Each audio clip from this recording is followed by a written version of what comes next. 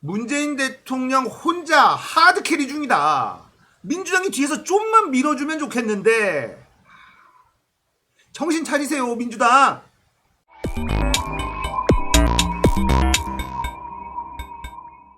안녕하세요. 딱딱한 뉴스를 쉽고 재밌게 풀어드리는 시사건건 홀수영입니다.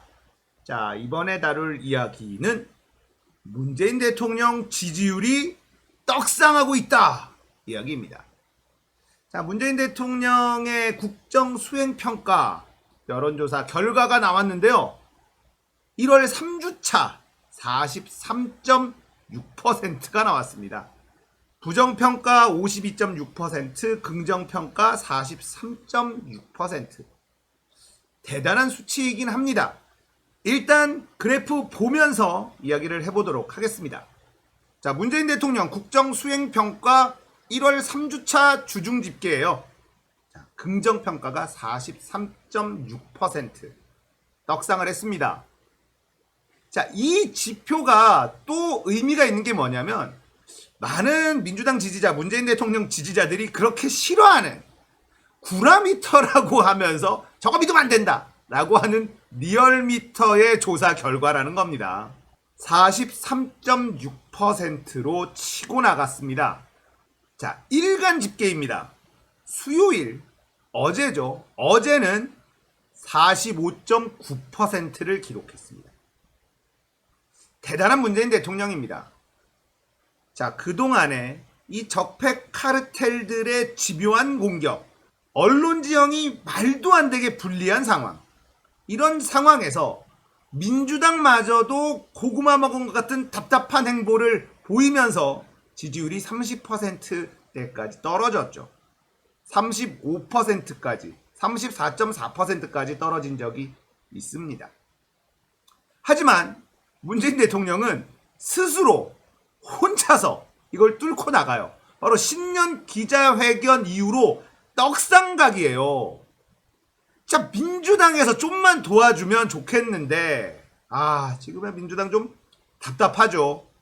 문재인 대통령 혼자 하드캐리 중이다. 민주당이 뒤에서 좀만 밀어주면 좋겠는데. 정신 차리세요, 민주당. 자, 정당 지지도도 크로스가 됐습니다. 리얼미터 조사 결과에서는 더불어민주당보다 국민의힘이 조금 더 높게 나왔었어요, 저번 주에.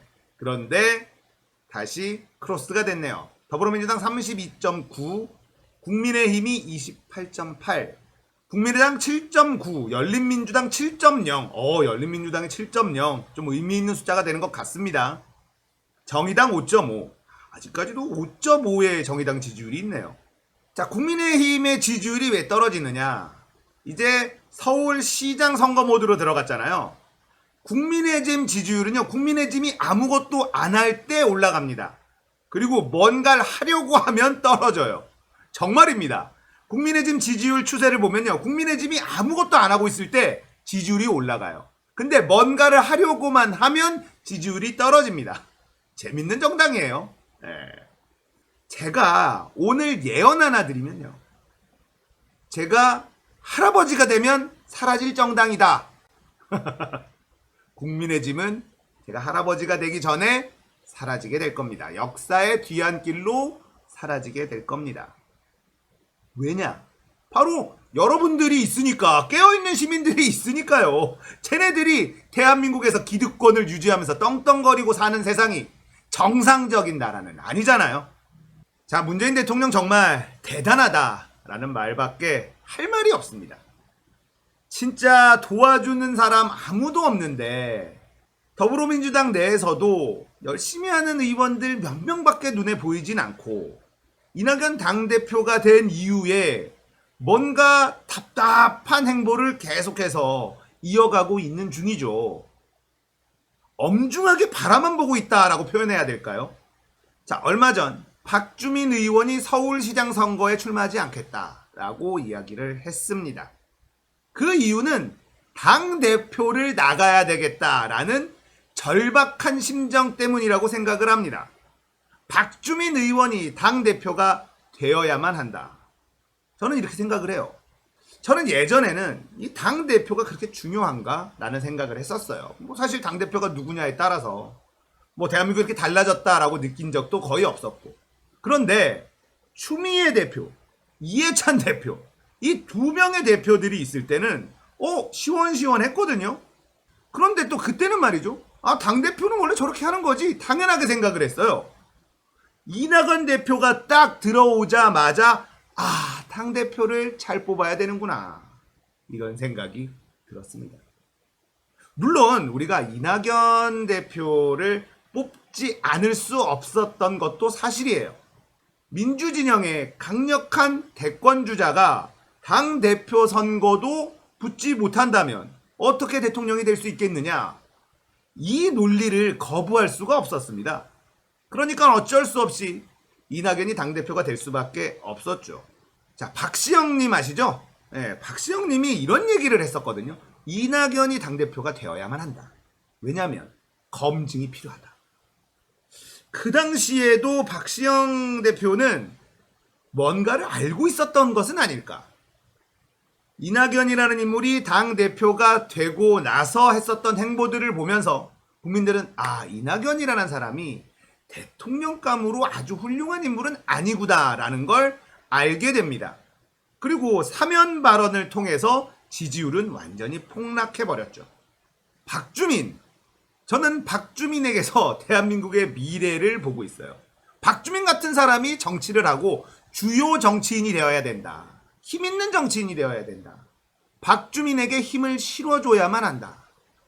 이런 생각을 갖고 있습니다. 다음 당대표 선거가 되면 저는 무조건 박주민을 지지할 겁니다.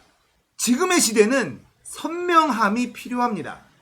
옛날 정치인들, 대표적으로 박병석, 정세균, 이런 정치인들은요, 정치의 공력은 깊어요. 그런데 옛날 스타일, 삼김시대 스타일이란 말이에요. 좋은 게 좋은 거, 협치, 합의, 이런 게 정치다 라고 알고 계신 분들이에요. 이분들이 못한다, 이분들은 안 된다라는 게 아니라 이분들은 이제 시대에 맞는 정치 감각이 없다. 이런 말씀을 드리고 싶습니다. 물론 정세균 총리 요즘에 발언이 아주 좋아요. 기재부한테 대한민국이 기재부의 나라냐 이러면서 일침을 가하는 이런 모습은 국민들이 바라는 모습입니다. 그러니까 나이가 문제가 아니라 정치의 스타일. 지금의 시대는 선명한 정치를 요구합니다. 지금 저쪽 보세요. 국민의힘 쪽 보세요. 얼마나 선명합니까? 확실하잖아요. 정광훈하고도 손 잡고 극우 쪽으로 확실하게 가고 있지 않습니까? 이제는 보수단체라고 스스로 얘기하는 저 극우 세력들이 시위하는 거 보세요. 미국 성조기, 태극기, 거기다가 일장기도 들고 나와요. 대단한 보수 아닙니까? 저게 어떻게 보수라고 말할 수 있지? 아무튼 국민의힘 쪽은 선명합니다.